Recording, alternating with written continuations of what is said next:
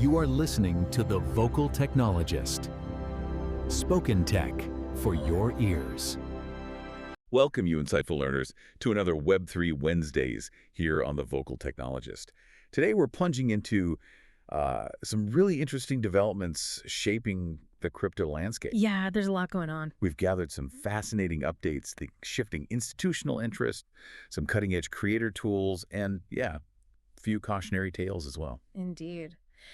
And we'll try to connect the dots a bit, won't we, between, the market movements, the regulatory pushback, and what innovation really means here. That's the plan. What's fascinating is just how quickly these trends are evolving and what they signal for the future. Okay, let's unpack this then. We're seeing some, serious institutional muscle flexing. First up, this talk of a massive $1 billion Solana Treasury plan, backed by heavyweights like Galaxy Digital, Jump Crypto. Even the Solana Foundation is endorsing it. That's a big move for just accumulating tokens, right? It is, and if you connect that to the bigger picture, it really highlights this growing institutional confidence and investment in specific ecosystems. Right. This isn't just about market value. It's about cementing long-term strategic positions, really planting a flag. But, where there's innovation pushing boundaries, regulation often knocks on the door. Always. We're also seeing global financial regulators, ESMA in Europe, IOSCO internationally, pushing back pretty hard on tokenized stocks. Yeah, I saw that. They're saying these products, even though they've hit like $26 billion in value, they mimic traditional equities, but don't have the same investor protections. Which raises a really important question, doesn't it? How do we balance this innovation with actually safeguarding investors? Exactly. The SEC, for instance, has indicated some openness to tokenization, but, crucially, they insist on compliance with existing securities laws. That sets up this fundamental tension between old finance and new finance. That's the tightrope walk. And it's not just at the institutional level. Here's where it gets really interesting for me. The creator economy. Ah, yes. Zora's content coins idea. They want to tokenize individual pieces of content. Yeah. It's bold. Very bold. They're challenging a $320 billion market where platforms currently take, 65%? There's a huge bet on the subjective value of content itself. And what's fascinating there is the potential to completely redefine how value is captured and shared online. I mean, critics might ask if buying posts scales beyond just speculative collecting. Sure, that's a fair question. But you already see similar patterns, right? Tipping, creator collectibles. Zora's success really hinges on building out those programmable revenue-sharing tools, creator investment options. It's quite the experiment. And speaking of community and value, have you heard about Blind? This new token launchpad on Base. On Base. Okay, tell me more. It lets users leverage their social capital.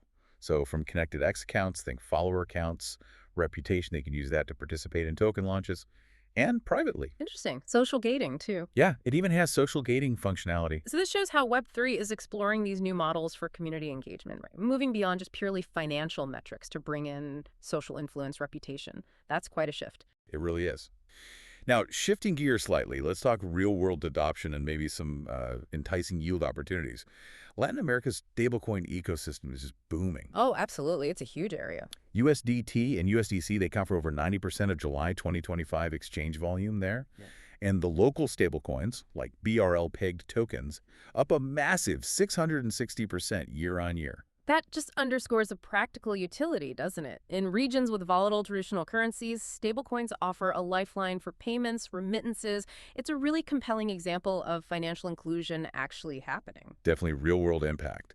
And for those looking for yield, maybe you listening, we're seeing, get this, 11 non-leveraged stablecoin strategies offering over 10% APR. Wow. Options like Pendle offering 18%, or Gearbox with maybe 14-30%. Okay, but that also raises an important point, right? Not all innovations are built to last. High yield often means high risk. Good point, yes.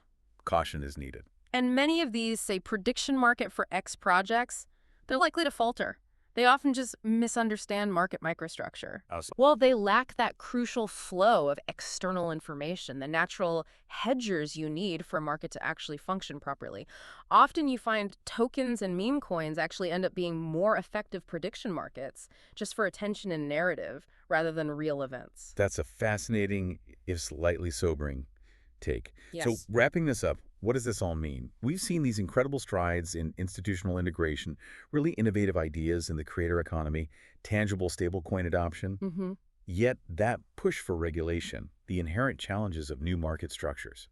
It reminds us this landscape is, well, far from settled. Indeed. That constant tension between decentralization and oversight, coupled with the search for sustainable value for real utility, that's what continues to shape this space. It certainly does. So for you, the curious learner, maybe ponder this.